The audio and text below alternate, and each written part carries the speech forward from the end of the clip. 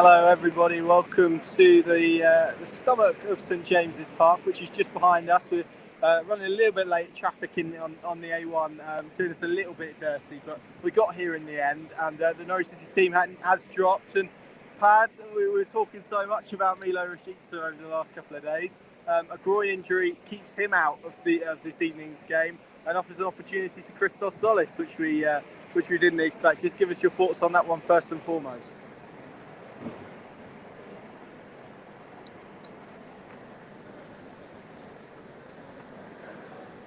Yeah, it's not ideal, Connor, is it? Hopefully you can hear me, mate. I've just come away from you a little bit, but I'll keep talking. You tell me if you can't hear me. But yeah, it's a blow. It's a blow. I mean, obviously it's a huge opportunity for young Jolis, but how good Rashica has been, that unfortunately doesn't improve Norwich's chances of getting a result here, does it? Because and even the quotes the club put out a bit earlier today about how much he's enjoying it, how much he feels a part of it, and how much he feels he's got himself integrated. So, yeah, that's not great. And obviously the other change we knew about, Rupp in and Norman out. So, and obviously Todd Cantwell as well.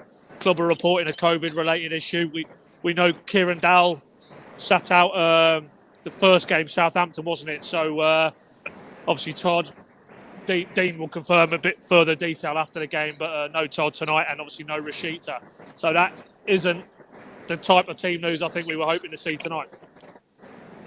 No, it isn't. I'll just run through the team for you here. So Norwich City line up with Tim Krul in goal, Max Aarons, Grant Hanley, Ben Gibson and Brandon Williams at the back four, Kenny McLean and Lucas Rupp the midfield two, Sargent on the right, Sholis on the left, and the club graphic has it as a 4-2-3-1 with Billy Gilmore behind Timu Pukki. We'll see whether that translates to what we see on the pitch. The subs bench, Angus Gunn, Kieran Dow, Shemi Poheta, Jakob Sorensen, Ozan Kabak, Pierre Malu, Dimitris Giannoulis, Adenida and Andrew Omabamidele. So opportunity knocks then for Christos Sholis. Pad, sorry, I think my picture might have cut off there when I was reading the team, but hopefully you still heard me all right. Opportunity knocks for Christos Solis, who has found opportunities a bit few and far between this season. We saw him at Arsenal and he looked fairly good by all accounts. A big opportunity for him tonight in what is a massive game for Norwich City.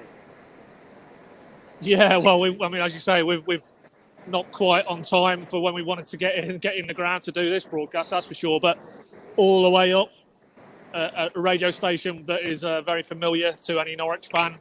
Not in a good way, it's safe to say. But anyway, we had it on, and incessant talk of a relegation decider, I think was the word tonight, in the sense that whoever lost this game is down. Well, I certainly don't buy into that philosophy, but it is a big game. Eddie Howe's quotes quite clearly indicated he feels it's a big game. They've got Burnley after this one, for a team that hasn't won a league game this season, for a team under new management, new ownership. This crowd behind me here tonight will turn up expecting them to get the Eddie Howe era off to a bang, at least at St James's. Obviously, they lost at Arsenal on Saturday morning, but for those reasons, massive game, massive mood shifter, because if Newcastle do get a leg up, then you'd think they'd kick on from there. And of course, with January just around the corner and this reported limitless funds that they've got to tap into, who knows what they're going to do in the squad in terms of the window. So for Norwich, for me now, having seen this team news tonight, I'll take any positive result. A draw for me tonight, I think, would be an excellent result. Keeps Newcastle still at a little bit of arm's length. Four unbeaten, that would be 3 under Dean Smith. And again, as they've shown in the first 2 games under him, when they've had a little bit of adversity on the pitch, they've come through it.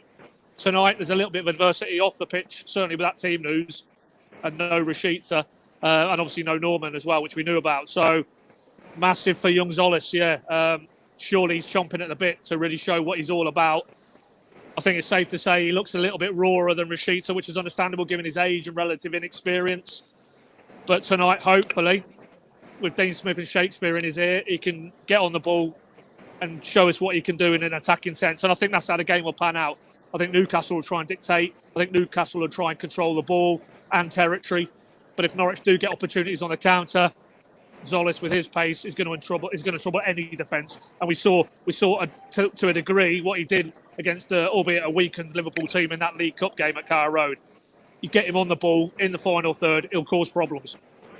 And just to reiterate on Todd Cantwell missing this evening because of COVID-related illness. I don't know what COVID-related means, whether that's tested positive or he has symptoms or whatever, but that's where Todd Cantwell is at. 2 changes for Norwich City. Otherwise, Lucas Rook in as we expected, and Christos Solis replacing Milo Rashica, who was so bright on Saturday, but he misses out with a groin injury tonight. Pad, so much has been made of this game, as you said. I wasn't aware that someone was getting relegated if they lost tonight, so that's a fun fact for us all, I think. A long way to go still, as you mentioned.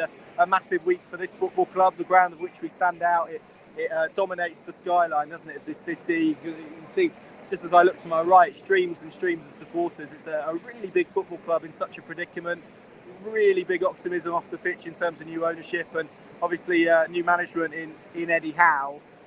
Is it fair to say that this is probably more of a must-win for Newcastle than it is for Norwich at this stage, given their respective positions? A draw would still leave Norwich City with a 3-point cushion over Newcastle tonight and ultimately keep themselves off the bottom of the Premier League table.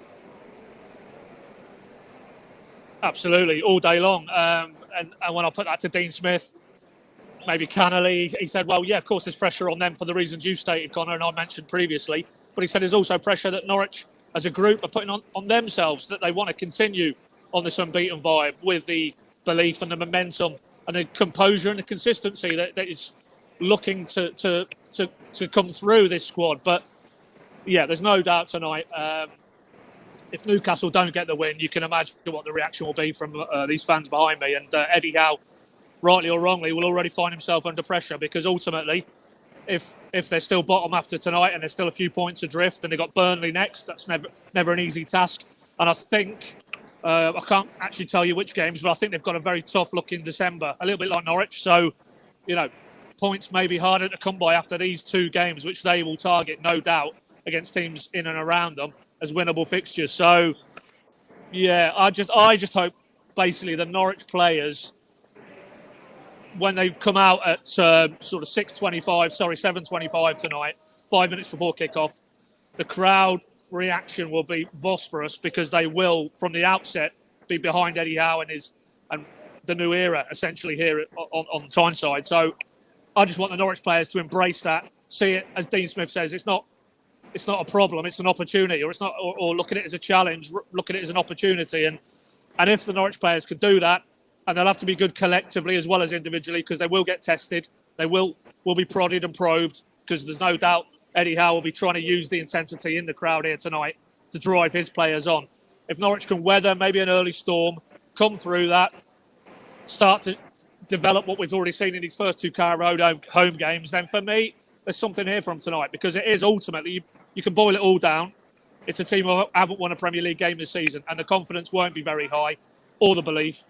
For all the positivity that is swirling around this place now because of the departure of a certain Mike Ashley. So I think for Norwich, it's just get through those early uncomfortable phases, grow into the game, and then offer a threat going the other way, because I don't think without Lascelles and without Ryan Fraser, he's there you go.